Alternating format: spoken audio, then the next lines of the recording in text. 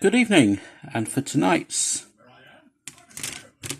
Thundering Thursday, we're going to be having a brief look at the new winter British infantry sprue, which I believe is also good for the Canadian Army, but they're a little more used to the bad weather. So, let's have a little look. First of all, the little sprue. Actually, we get the Warlord bases, and we get the 6 little knapsacks, some with T-mugs because we are British after all. But what is interesting is these odd heads. We get a little radio operator's head, an injured head,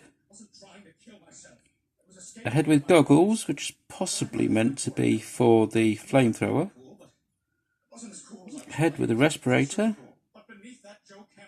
4 heads with balaclava helmets,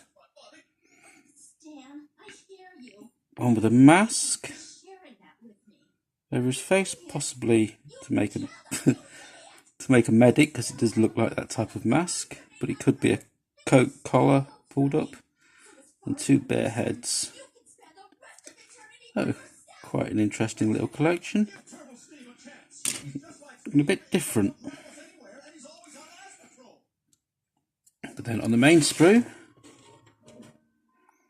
we get a bear head, 2 heads in berets, 3 heads in tam o' shanters, give you the option of making Scots or Canadians. And then we've got a collection of helmets for use with the bear heads here. So because it's the winter, these would also go straight over the balaclavas. So we've got 3 netted, 3 netted with rags or foliage, 3 uncovered, and 3 covered.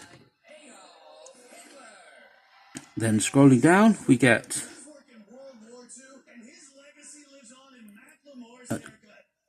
an arm, which I'm assuming is to go for either the T-mug or the metal detector.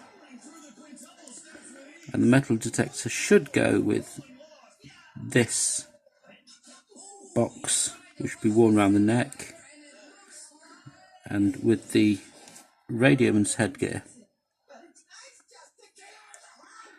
We get the mortar, 2-inch mortar and case.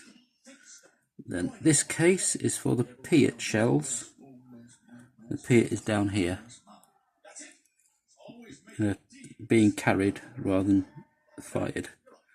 And again we get an arm with either the map hand, or I assume the leaflet would describe this as the English gesture, using the Italian sheet as guidance. Then we get, on the side we get a couple of arms for the pistols and the flare gun, and also accessing a pouch. And then we get another pouch and a couple of arms, including the important NCO's pointing arm. And again, some more arms for loose hands, with binoculars. And then we get a much more viable pose with the wire cutters, which, if I use them, I'd probably use on the kneeling body, and the Sten. So then we have a Thompson and the flamethrower with its circular backpack. Sniper rifle, which I'm assuming is a Lee Enfield,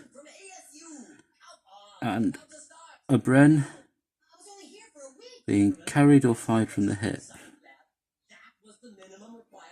We then get the usual selection of posers, all of which are either wearing leather jerkins or an overcoat.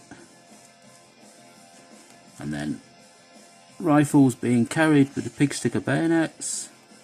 Again, we've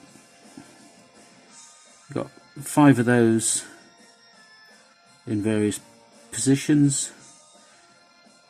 1 slung and then 1 with the loose hand. Oh, got 7 rifles actually in arm sets, and then, as I said, 1 slung and 1 being carried, and a Bren being held by its barrel.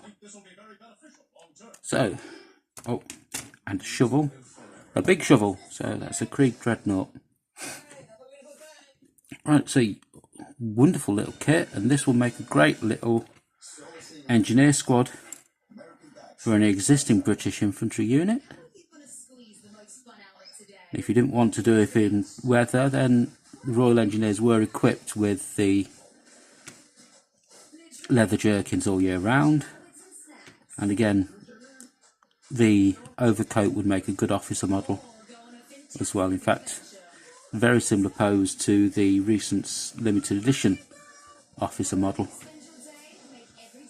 but these will probably be kit bashed and added as an engineer section to my upcoming commando army.